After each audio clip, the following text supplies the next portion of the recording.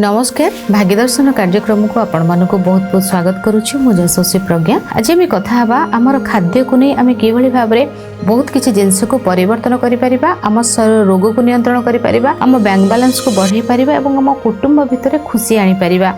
जदि जातकर second house रे शुक्र रहिचंती, राहु रहिचंती, केबे भी निशा एवं शनि रहिचंती, फर्स्ट होची कोनोसी निशा द्रव्य आपण नेबेनी। यह कौन कर आपणकर सेकेंड हाउस को डाउन करदेव। सेकेंड हाउस हूँ आपणकर बैंक बैलेंस घर।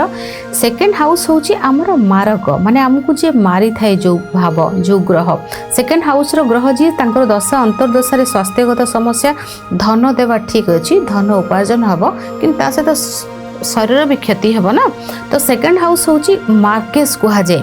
मार्केस माने जे मारे सप्तम और द्वितीय। तो द्वितीय कथा हूँ आमर द्वितीय है आम खाद्यर घर। जदि राहु शनि एवं शुक्र रही तेज निशा द्रव्य को फर्स्ट हटेबा, आम निशा नेबानी।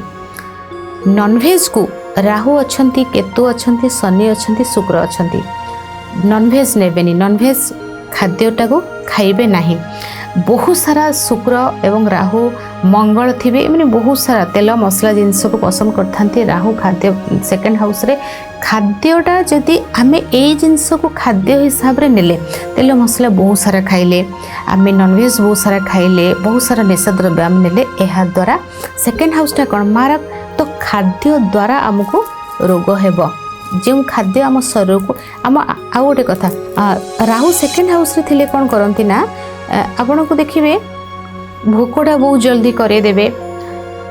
कौन एक पूजार थी पूजा करथे उपव्रत रखे से व्रतटा रखे देवेनि आपण को, माने सेकेंड हाउस रे भोक लगे देवे, माने भोक करदेव खाईदेवा।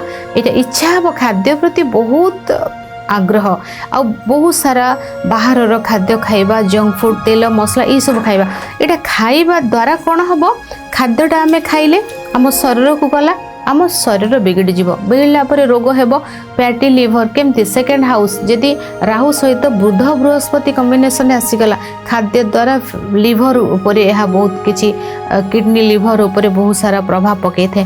तेणु खाद्य को जदि आपण माने बहुत सुंदर भाव में आपणकर डाएट रहिला, आपणकर बहुत भल भाव में खाद्य खाइले तेबे आपन को रोग हेबनी। तेणु आमको देखंतु गोटे जिनस को सबु प्रकृति रे गोटे बैलेंस रही।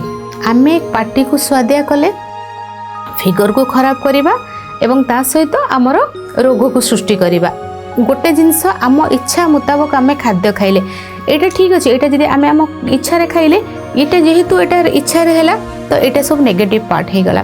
जेते बेले आमे आमर इच्छा को मार दबा, आमे खाद्य खाइबा जोटा कि जो खाद्य आम शरीर पे ठीक रहिला, आमे निशा द्रव्य नेबानी, सब एणु तेणु खाद्य खाइबानी, तेल मसला खाइबानी, बाहर खाद्य खाइबानी, खाद्य पेय उपर आमे एकाग्रता रखिबा, डिसिप्लिन मेंटेन करिबा।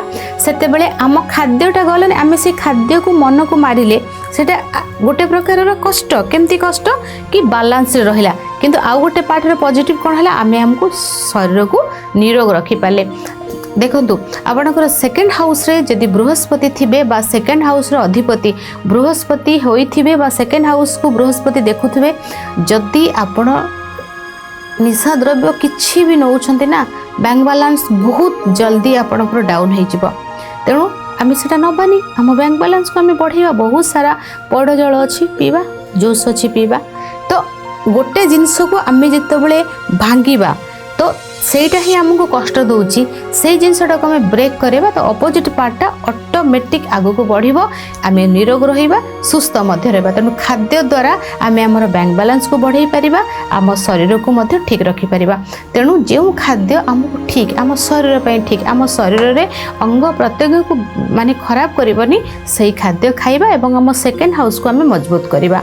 आज समय हो जाइछि। भाग्यदर्शन कार्यक्रम को एठी रखुछि, विदाय नउछि। नमस्कार।